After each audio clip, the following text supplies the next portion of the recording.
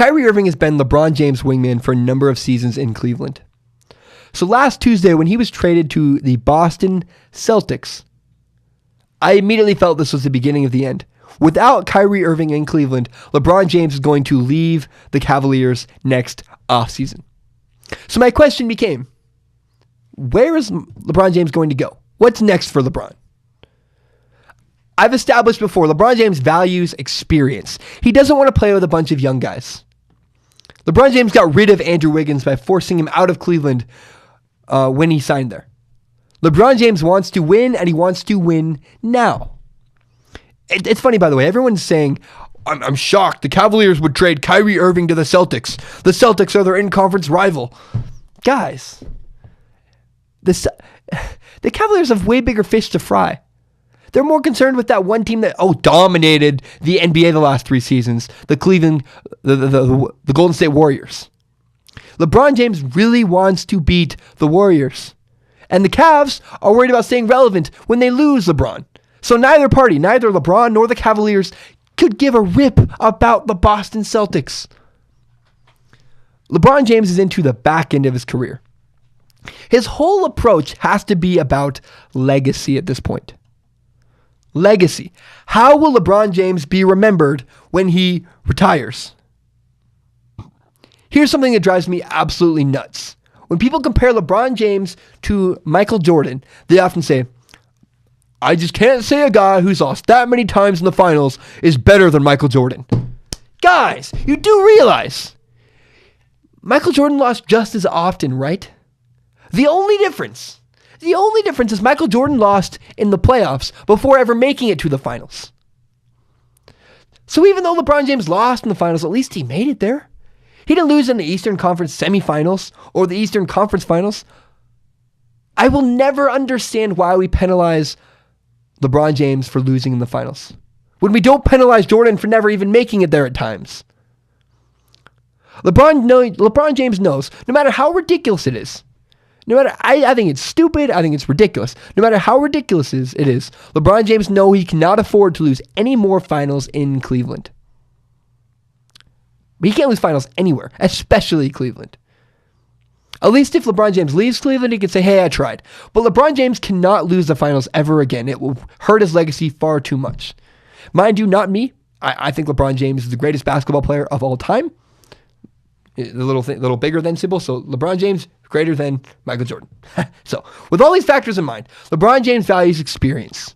LeBron James wants to beat the Warriors. And LeBron James knows no matter where he goes, he cannot afford to lose the finals anymore.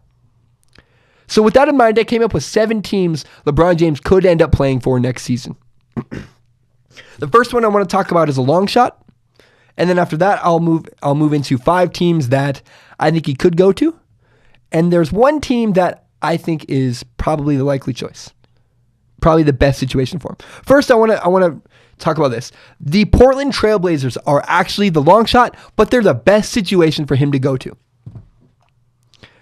Of all these teams, I think the Trailblazers, with LeBron James and Paul George, would have a legitimate shot of beating the Golden State Warriors. I don't think it'll happen. I think LeBron James is too big of a star for the small market that is Portland. But I want to say this. Let's just imagine they figure out the money and make this happen. Do you know who their starting 5 would be? This would be the Portland Trailblazers starting 5. LeBron James, Damian Lillard, Paul George, CJ McCollum, and Yusuf Nurkic. By golly, I believe that team would beat the Warriors. Now, remember this too. The Blazers beat the Warriors last year in the playoffs without LeBron James and without Paul George. So what could they do with those guys? If I'm Damian Lillard, the Blazers point guard, I'm getting on the phone right now and saying, hey, you're awesome. I want to play with you. You're really good at basketball. We should win together. Come to Portland. So I think that's a long shot, but I do think the Trailblazers are actually the best situation for LeBron James if he wants to beat the Warriors. Now, there are 5 other teams everyone's throwing out as potential landing spots. First, the New York Knicks are being speculated. The Knicks are a historic franchise, and they do have a huge market. And that sounds great, but that's totally wrong. If you think LeBron James doesn't get along with Dan Gilbert in Cleveland, just wait until he meets the Knicks owner. James Dolan, the owner of the Knicks, is an absolute buffoon. There is no chance LeBron James would deal with him and go to New York. So the Knicks are out. Next. Guys, this one drives me nuts. When people bring up this team, I just think, is this a joke? The Oklahoma City Thunder are not going to get LeBron James. LeBron James is way too big for Wind Turbine City, USA. Paul George is leaving Oklahoma City at the end of this year. And mind you, that one of the most underreported stories of the entire NBA offseason is that Russell Westbrook is not signing his contract extension to stay in Oklahoma City. Oklahoma City can't even keep their own stars. LeBron James isn't going to Oklahoma, so that's out. So maybe San Antonio. Well, LeBron James likes power. LeBron James likes to be in control. Do you know who's in control in San Antonio? Greg Popovich. He is known for being an extremely controlling coach. You know, LeBron once called Dan Gilbert, the owner of the Cavaliers, his business partner. I just do not believe LeBron James would tolerate being talked down to by the Spurs coach. If LeBron and Popovich could figure it out and make it happen, they could probably do special things. But Greg Popovich is a rigid old man, and LeBron James is the face of the league. Neither is going to change, so the Spurs are out.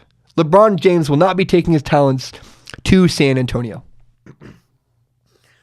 Another option that people keep throwing out there is Minnesota. First of all, LeBron's not going to go there. It's too small of a market with little historical relevance. But they don't even have the cap room to do it. They have that horrible Taj Gibson contract. And even if they figured all that stuff out, they're still not better than Cleveland. So, why would LeBron James leave there? That doesn't make any sense. He's not going to go basically stay in the same place up in the Midwest and go to an equal or lesser team. He's not going to beat the Warriors. That doesn't help him at all. So Minnesota isn't happening. Now, this is when I added, maybe LeBron James goes to Houston.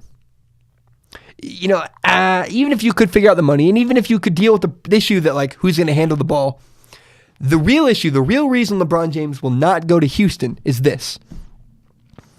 You have LeBron James, James Harden, and Chris Paul.